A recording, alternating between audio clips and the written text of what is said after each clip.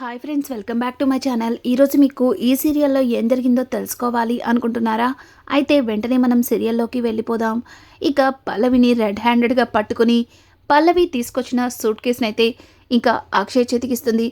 అవని అయితే, ఏవండి, ఆ డబ్బుని తీసి 2 రోజులైంది, అందులో ఎంత డబ్బు ఖర్చు పెట్టారో ఎంత డబ్బు ఉందో కూడా తెలీదు, ముందు ఆ బ్రీడ్ కేస్ ఓపెన్ చేసి చూడండి అని చెప్పడంతో ఇక అక్షయ్ అయితే ఆ బ్రీడ్ కేస్ని ఓపెన్ చేసి చూస్తాడు. అందులో డబ్బు కనిపించదు, ఉత్త చిత్తు కాగితాలు మాత్రమే ఉంటాయి. ఒక్కసారిగా ఇక అక్షయ్ అయితే షాక్ అయిపోతాడు. అలాగే పల్లవి అయితే, ఇదేంటి ఈ అక్షయ్ ఇంతలా షాక్ అయిపోతున్నాడు అన్నట్టుగా ఇక వాళ్ళందరి మొహాలు చూస్తుంటారు. ఇక ఇక్కడ చూస్తే చక్రధర్ అయితే తన ఫ్రెండ్ మూర్తికి కాల్ చేసి, మూర్తి, సమయానికి డబ్బు తెచ్చిచ్చినందుకు థ్యాంక్ యూ అని చెప్పడంతో ఇక మూర్తి, సార్, మీతో నేను ఒక విషయాన్ని చెప్పాలి, అది మీరు ఫోన్ చేయకముందే చెప్పాలి అనుకున్నాను, కానీ మీరే నాకు కాల్ చేశారు. మీకు మీకు నేనిచ్చింది ఖాళీ సూట్ కేస్ అని చెప్పడంతో ఒక్కసారిగా ఇక చక్రధర్ షాక్ అయిపోతాడు. ఏం మాట్లాడుతున్నావు మూర్తి, నాకిచ్చింది ఖాళీ సూట్ కేసా అని అంటుంటే, అవును సార్, మీరు రాత్రి నాకు ఫోన్ చేయకముందే నేను ఆ డబ్బుని పురుషోత్తానికి ఇచ్చేశాను. ఆ విషయాన్ని మీతో చెప్పాలంటే మీరు మాట్లాడే తీరుని చూసి భయం వేసింది, కానీ ఏదో ఒక టైంలో చెప్పాలి కాబట్టి మీకు ఆ విషయాన్ని చెప్దామనుకున్నాను, కానీ ఇంతలో మీరే నాకు ఫోన్ చేశారు, అంతే సార్, అంతే అని చెప్పి ఇక ఆ మూర్తి అయితే భయంతో కాల్ కట్ చేస్తాడు. ఇక చక్రధర్ అయితే, అయ్యో, బ్రీడ్ కేసులో డబ్బు లేదు, డబ్బు అనుకుని తీసుకెళ్ళి లాకర్లో పెట్టిన పల్లవి పరిస్థితి అక్కడ ఎలా ఉందో నా కూతుర్ని నేనే చేతులారా గోతిలో తోసినట్టయిందే అని చెప్పి ఇక చక్రధర్ భయపడుతూ ఉంటాడు. ఇక ఇక్కడ చూస్తే అవని, ఎవండి, ఏమైంది అని అంటుంటే ఒక్కసారిగా అక్షయ్ బ్రీడ్ కేసులో ఉన్న చిత్తు కాగితాలను తీసి, ఇందులో చిత్తు పేపర్లు తప్ప ఇంకేమీ లేవు అని చెప్పడంతో ఇక పల్లవి అయితే షాక్ అయిపోతుంది. ఇక అక్కడే ఉన్న కమల్ అయితే, ఏయ్, ఆ బ్రీడ్ కేసులో తీసిన డబ్బు ఏమైంది చెప్తావా లేదా అని చెప్పి ఇక కమల్ అయితే పల్లవిని నిలదీస్తూ ఉంటే పక్కన ఉన్న శ్రియ, అమ్మ బాబోయ్, అందులో ఉన్న డబ్బుని నాకిచ్చానంటుందా ఏంటి దేవుడా అని చెప్పి ఇక శ్రియ కూడా భయపడుతుంది.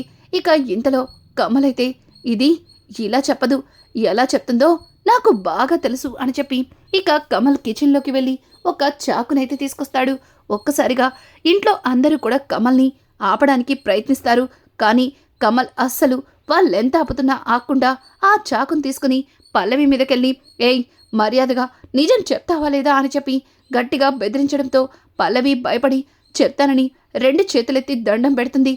ఇక పల్లవి అయితే, ఆ డబ్బుని ఎవ్వరికీ తెలియకుండా సీక్రెట్గా మా ఇంట్లో పెట్టాను అని అంటుంటే, ఓ అవునా, అయితే ఇమీడియట్లీ మీ నాన్నని ఆ డబ్బు తీసుకుని ఇక్కడికి రమ్మని చెప్పు అని చెప్పి ఇక అవని అనడంతో పల్లవి ఇంకా కమల్ దగ్గర నుంచి ఫోన్ తీసుకుని చక్రధర్కి కాల్ చేస్తుంది. చక్రధర్, బేబీ అని అనడంతో, డాడ్, మీకెవరికి తెలియకుండా నా బెడ్రూమ్లో 50 lakhs పెట్టాను, ఇమీడియట్లీ ఆ డబ్బు తీసుకుని రండి అని చెప్పడంతో ఇక చక్రధర్కి పల్లవి అక్కడ ఎలాంటి సిచ్యువేషన్లో ఉందో అర్థమైపోతుంది. నా కూతురు వాళ్ళకి దొరికిపోయినట్టుంది, ఇప్పుడు నా కూతుర్ని ఎట్లా కాపాడుకోవాలి అని చెప్పి చక్రధర్ ఆలోచిస్తూ, బేబీ, ఆ బ్రీడ్ కేసులో డబ్బు లేదన్న సంగతి నాకు కూడా తెలీదు, ఇప్పుడే మూర్తి కాల్ చేసి చెప్పాడు, దాన్ని పురుషోత్తానికి ఇచ్చేశాడని. ఇప్పుడు ఉన్న పలంగా 50 లక్షలు అంటే కాస్త కష్టం, దాన్ని మేనేజ్ చేయడానికి నాకు కొద్దిగా టైం కావాలి అని చెప్పడంతో ఒక్కసారిగా పల్లవి షాక్ అయిపోతుంది. ఇక కాల్ కట్ చేస్తుంది.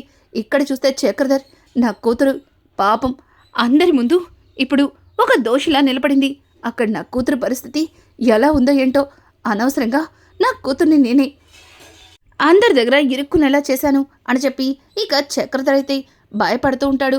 ఇక్కడ చూస్తే కమల్, ఏంటి మీ నాన్నేమంటున్నాడు అని అడగడంతో ఇక పల్లవి అయితే, అది బావా, డబ్బు తీసుకురావడానికి కాస్త టైం పడుతుందంట, మా నాన్న వేరే ఊరెళ్ళారంట అని చెప్పడంతో ఆ మాటలకి ఒక్కసారిగా అందరూ కూడా షాక్ అవుతారు. ఇక కమల్ అయితే, ఏంటి పిచ్చి పిచ్చి నాటకాలు ఆడుతున్నావా, అసలు ఏమనుకుంటున్నావే నీ గురించి అని చెప్పి ఇక కమల్ అడుగుతూ ఉంటే అక్కడే ఉన్న అక్షయ్, పల్లవి, అసలు నువ్వేం చేస్తున్నావు? అసలు నువ్వేం చేస్తున్నావు కూడా నాకు అర్థం కావట్లేదు.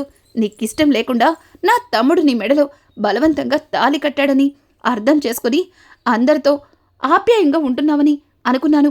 అంతేగాని కడుపులో ఇంత కొల్లు కుతంత్రాన్ని పెట్టుకుని ఉంటున్నావని అస్సలు ఊహించలేకపోయాను. అవనితో గొడవపడి అవన్ని ఇంటి నుంచి పంపించేసినప్పుడు అమ్మని అలాగే నా కూతుర్ని తల్లిలాగా ఆప్యాయంగా దగ్గరికి తీసుకున్నావనుకున్నాను.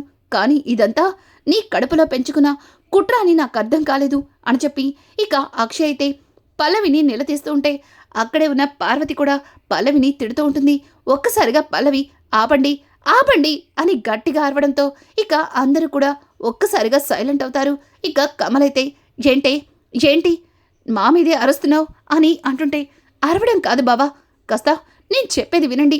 డబ్బు తీశానని నన్ను అందరూ కలిసి దొంగని చేసి ఇలా నట్టింట్లో నుంచోపెట్టి నిలదీస్తున్నారు. కానీ ఇంతకంటే పెద్ద తప్పులు చేసిన మనిషిని మాత్రం నెత్తిన పెట్టుకొని చూసుకుంటున్నారు అని చెప్పడంతో ఒక్కసారిగా అందరూ కూడా షాక్ అయిపోతారు.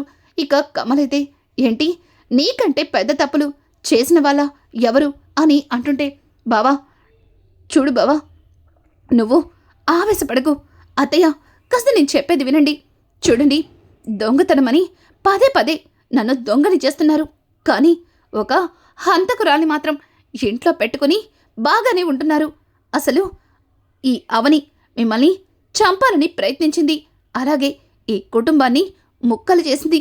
అదంతా మర్చిపోయి తనని ఈరోజు మంచిదానిలాగా ఇంట్లో పెట్టుకుని తన మీద ఎంతో ప్రేమని పెంచుకుంటున్నారు. కానీ మీరేమో జరిగిందంతా మర్చిపోయి అవని అక్కని ఇంట్లో అందరితో కలుపుకున్నారు. కానీ తెలుసో తెలియకో చిన్న పొరపాటు చేశాను, అంత మాత్రాన నన్ను ఇంతలా అవమానించాలా అని చెప్పి ఇక పల్లవి మాట్లాడుతుంటే, నార్మోయ్ ఏం మాట్లాడుతున్నావు? నువ్వు తెలుసో తెలియకో తప్పు చేశావా? చూడు, నీలాంటిది తెలియక చేయలేదే, తెలిసే చేసింది. ఇప్పుడు కూడా నువ్వు చేసిన తప్పుకి పడి వదిన కాళ్ళ మీద పడతావేమో అనుకున్నాను. కానీ ఇప్పుడు కూడా నువ్వు చేసింది తప్పు కాదని, పైగా వదిన గతంలో చెయ్యకూడనివి కూడా చేసినట్టుగా చూపించి అందర్నీ అవి గుర్తు చేస్తున్నావంటే నీలాంటిది ఇంట్లో ఉండకూడదు. ఇంతవరకు కూడా నిజంగానే నువ్వు వదిన మీద కోపంతోనే ఈ తప్పు చేశావు అనుకున్నాను. కానీ నువ్వు ఇదంతా కావాలని చేశావని అర్థమవుతుంది. పైగా నీ తప్పుని కప్పిపుచ్చుకోవడానికి వదిన తప్పు చేసిందంటూ వదిన మీద నిందలు వేస్తున్నావా? నిన్ను అని చెప్పి ఇక కమలైతే పల్లవిని కొట్టడానికి వెళ్తుంటే ఇక పల్లవి, బావా ఆగు బావా, నేను చెప్పేది కాస్త పూర్తిగా వినండి. చూడండి బావగారు, మీరు బిజినెస్లో నష్టపోయి నడి రోడ్డున పడ్డానికి అవని అక్క కారణమే అన్న సంగతి మీరు మర్చిపోయినట్టున్నారు. ఇక పార్వతి దగ్గరకు వచ్చి, అత్తయ్య మీరు ఒక్కసారి ఆలోచించండి. ఆ రోజు మిమ్మల్ని మెట్ల మీద నుంచి తోసేసి మిమ్మల్ని చంపాలని చూసింది. ఇక శ్రీకర్, ఆ రోజు నువ్వు జైలు పాలవడానికి కారణం అవని అన్న సంగతి మర్చిపోయినట్టున్నావు. పల్లవి, శ్రేయ, నువ్వేం మాట్లాడవేంటి? నిన్ను నీ భర్తని సంతోషంగా ఉండకుండా పదే పదే తను చెప్పే మాటలతో శ్రీకర్ని నీ నుంచి దూరం చేస్తూ వచ్చింది. బామా నువ్వు అని అంటుండే, ఛీ నోరు ముయ్యవే, ఇంకా ఇంకా ఇంకా ఎందుకు ఇలాంటి మాటలు మాట్లాడుతున్నావు? చూడు, నువ్వు వదిన్ని ఎప్పుడైతే తప్పు పడుతున్నావో అప్పుడే నీకు ఈ ఇంట్లో స్థానం లేదని అర్థం చేసుకో. నీలాంటి దాన్ని ఇంకా ఇంట్లో ఉంచకూడదు. నువ్వెప్పుడైతే వదిన మీద నిందలు వేయడం మొదలుపెట్టావో అప్పుడే నీకు ఇంట్లో స్థానాన్ని కోల్పోయావని అర్థమవుతుందా? ముందు నోరు మూసుకొని బయటికి పదవే అని చెప్పి ఇక కమలైతే పల్లవిని తీసుకుని బరాబరా బయటికి ఇడ్చుకెళ్తాడు. ఒక్కసారిగా పల్లవి బావా అని అంటుంటే, ఛీ నోర్మై, ఇంకొక్కసారి ఆ మాట మాట్లాడావంటే నేనేం చేస్తానో కూడా నాకే తెలీదు. నువ్వు చేసిన తప్పకి ఇక్కడికిక్కడే నిన్ను నరికి పోగులు పెట్టేయాలనుంది. కానీ కేవలం నీ కడుపులో పెరుగుతున్న బిడ్డ కోసం నిన్ను ప్రాణాలతో వదిలేస్తున్నాను. అలాగే వదినకిచ్చిన మాట కోసం నీ వంటి మీద చేయి చేసుకోలేదు అని చెప్పి ఇక కమలైతే పల్లవికి గట్టి వార్నింగ్ ఇచ్చి తన లగేజీ బ్యాగ్ని పల్లవి మొహం మీదకి విసిరు కొడతాడు. ఇక పల్లవి అయితే అర్థమైంది. నాకు బాగా అర్థమైంది. అంతా కలిసి నన్ను ఇంటి నుంచి పంపించేయాలి అనుకున్నారు. అందుకే కదా ఇదిగో ఈ అవని చెప్పినవన్నీ విన్నారు అని అంటుంటే, ఏయ్ నీకు అర్థం కావట్లేదా? ఎన్నిసార్లు చెప్పాలే? వదిన వైపు వేలెత్తి చూపించావంటే ఆ వేలు విరిచేస్తాను. నోరు మూసుకొని ఇక్కడి నుంచి వెళ్తావా లేదా అని చెప్పి ఇక కమల్ అయితే పల్లవిని ఇంటి నుంచి బయటకు గెంటేస్తాడు. ఇక పల్లవి అయితే ఏం చెప్పాలో అర్థం కాక చాలా కోపంగా తన ట్రాలీ బ్యాగ్ని తీసుకెళ్తూ, చూడండి నిర్దాక్షిణ్యంగా నన్ను ఇంటి నుంచి బయటికి పంపించేశారు కదా, మీ అందరి మీద పగ తీర్చుకునే వరకు వదిలిపెట్టను అని చెప్పి ఇక పల్లవి అయితే ఇంటి నుంచి వెళ్ళిపోతుంది. ఇది ఇలా ఉండగా ఇక్కడ చూస్తే కమల్ అయితే పల్లవిని అవని చేతులు పట్టుకుని, వదిన పల్లవి చేసిన తప్పుకి నేను క్షమాపణ అడుగుతున్నాను, నన్ను క్షమించి వదిన అని అంటుంటే, కన్నయ్య ఏం మాట్లాడుతున్నావు? నువ్వు తప్పు చేయలేదు కన్నయ్య, తప్పు చేసింది పల్లవి అని అంటుంటే ఇక కమల్, వదిన తప్పు చేసింది పల్లవినే, కానీ తన మెడలో తాళి కట్టిన పాపానికి తనకి బదులు నేను నిన్ను క్షమాపణ అడుగుతున్నాను, క్షమించొదినా అని చెప్పి ఇక కమల్ అయితే అవనికి క్షమాపణ చెప్పి అక్షయ్ దగ్గరకొచ్చి, అన్నయ్య ఆ డబ్బుని ఎలా అయినా సరే నేను తీసుకొస్తాను, దయచేసి ఇందులో వదిన తప్పేమీ లేదని ఇప్పటికైనా తెలుసుకో అని చెప్పి ఇక కమల్ అయితే అక్షయ్తో చెప్పడంతో పక్కన ఉన్న రాజేంద్ర పార్వతి కూడా, అక్షయ్ ఇప్పటికైనా అర్థమైందా? అవని ఏ తప్పు చేయలేదని, అవని మీద పల్లవి అన్యాయంగా నిందలు వేసిందని అని అంటుంటే ఇక అక్షయ్ అయితే ఒక్క మాట కూడా మాట్లాడకుండా అక్కడి నుంచి వెళ్ళిపోతాడు. అక్షయ్ అలా వెళ్ళిపోవడంతో ఎవరికి ఏమీ అర్థం కాదు.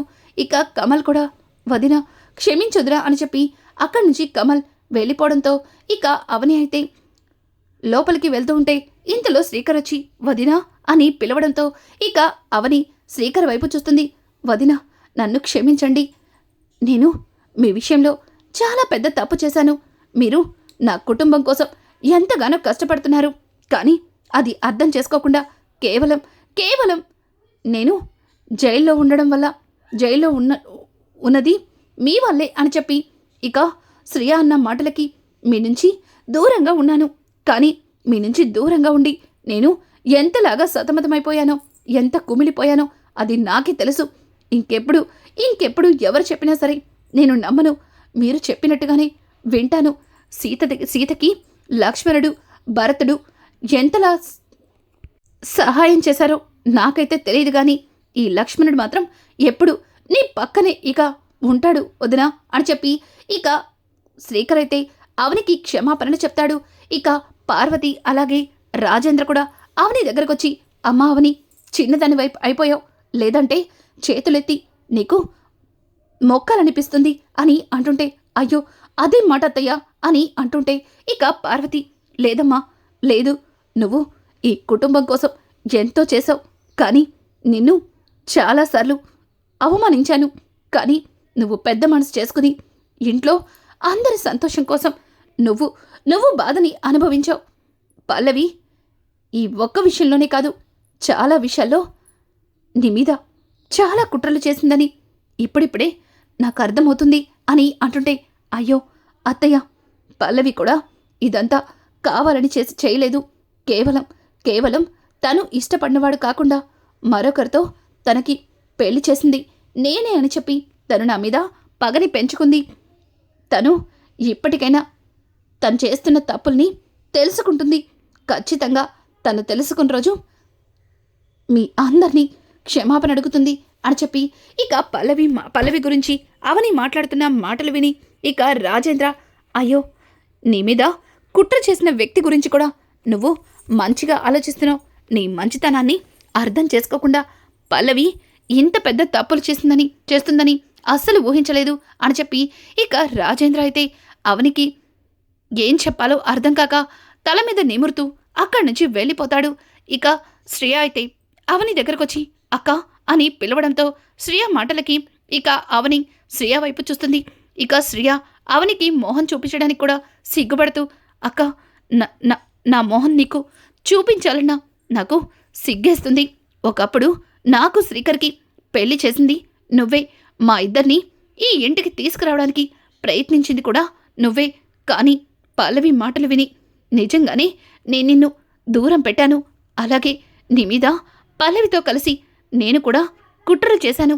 కానీ అవేవి మనసులో పెట్టుకోకుండా పెద్ద మనసుతో నువ్వు అందరినీ క్షమిస్తున్నావు.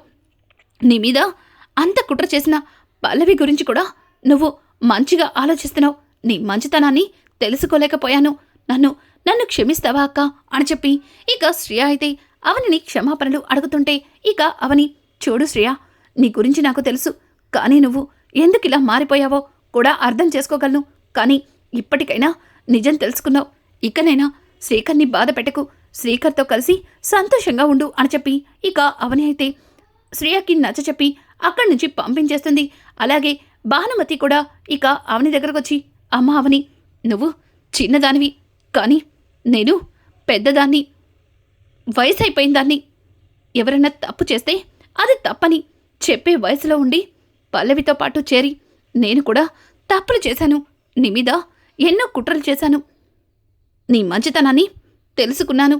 కానీ పల్లవి ఇంత పెద్ద తప్పు చేస్తుందని అస్సలు ఊహించలేకపోయాను అని అంటుంటే, అయ్యో బామ్మగారు, దానికి మీరేం చేస్తారు? పల్లవి నిజానికి తన మనసు మంచిదే. తను కావాలనుకున్నది దక్కకపోవడంతో తను అలా మారిపోయింది అంతే అని చెప్పి ఇక అవని అయితే అక్షయ్ ఉన్న గదిలోకి వెళ్తుంది.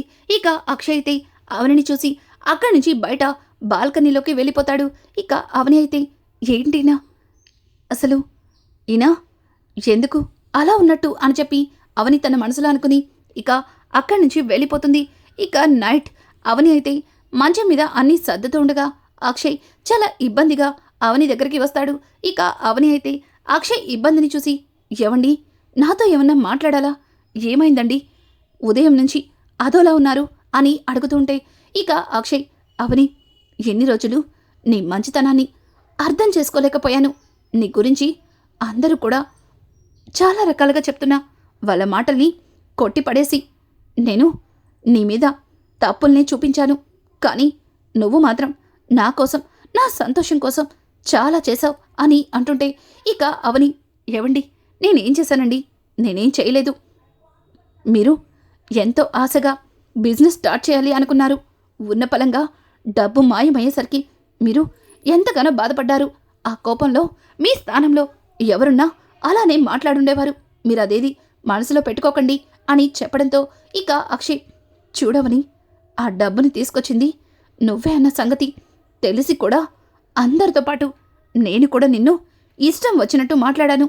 దానికి నేను తప్పు చేసినట్టే కదా అని అంటుంటే ఒక్కసారిగా అవని అక్షయ్ వైపు ఆశ్చర్యంగా చూస్తుంది. ఏంటి అలా చూస్తున్నావు? ఈ విషయం నాకు ఎప్పుడు తెలిసిందానేగా. నాన్న నాకు ఈ డబ్బు ఇవ్వకముందే నువ్వే నాతో బిజినెస్ పెట్టడానికి నాన్నగారితో మాట్లాడి డబ్బు తీసుకొస్తున్నావన్న సంగతి తెలుసు. కానీ ఆఫీస్కి రావడం ఇష్టం లేక నీకంటే నేను ఇంకా తక్కువ స్థానంలోనే ఉండిపోతానన్న ఈగోతో ఆ డబ్బుని నువ్వు తెస్తున్నావన్న సంగతి తెలిసి కూడా తెలియనట్టు నటించి నాన్న దగ్గర నుంచి ఆ డబ్బుని తీసుకున్నాను. నా మనసులో ఆ డబ్బుని నువ్వే తెచ్చావని తెలిసినా ఎవరి దగ్గర మాట్లాడలేకపోయాను. అలాగే అందరి ముందు పల్లవి ఆ డబ్బుని నువ్వే మాయం చేశావని చెప్పినప్పుడు కూడా అది తెచ్చింది అవనిని. ఆ డబ్బు అవని ఎందుకు మాయం చేస్తుంది అని అందరి ముందు చెప్పాలనిపించింది. కానీ అలా చెప్తే మళ్ళీ నీ దగ్గర నేను ఎక్కడ తక్కువైపోతానేమో అన్న ఉద్దేశంతో పల్లవిని సపోర్ట్ చేస్తూ నేను కూడా నిన్ను ఇష్టం వచ్చినట్టు మాట్లాడాను. మరి ఇదంతా నేను కావాలని చేసినప్పుడు అది తప్పే కదా. నన్ను క్షమించు అవని. నీ మంచితనాన్ని, నీ మంచి మనసుని అర్థం చేసుకోకుండా నిన్ను ఇష్టం వచ్చినట్టు మాట్లాడాను. పడుతున్నావు కదా అని ప్రతిసారి నిన్ను నానా పోని మాటలు అన్నాను. మరి అది తప్పే కదా అని చెప్పి ఇక అక్షయ్ అయితే అవనితో చెప్పడంతో ఒక్కసారిగా అవని అక్షయ్ని చూసి షాక్ అయిపోతుంది. ఏంటి అలా చూస్తున్నావు? నీ విషయంలో తప్పు చేస్తున్నానని తెలిసి కూడా నేను తప్పు చేస్తూ నిన్ను బాధ పెట్టాను. సారీ అవని అని చెప్పి ఇక అక్కడి నుంచి అక్షయ్ వెళ్ళిపోతాడు. అక్షయ్ అలా వెళ్ళిపోవడంతో ఇక అవని అయితే అక్షయ్ తనని ఇంతకు ముందు ఎప్పుడో అర్థం చేసుకున్నాడని చాలా ఆనందపడుతుంది. ఇక ఇంతలో అక్కడికి రాజేంద్ర అలాగే పార్వతి వచ్చి అవనిని అక్షయ్ని అలా చూసి చాలా ఆనందపడతారు. ఇక అవని అయితే వాళ్ళిద్దరిని చూసి నవ్వుతూ తల కిందకి దించుకుంటుంది.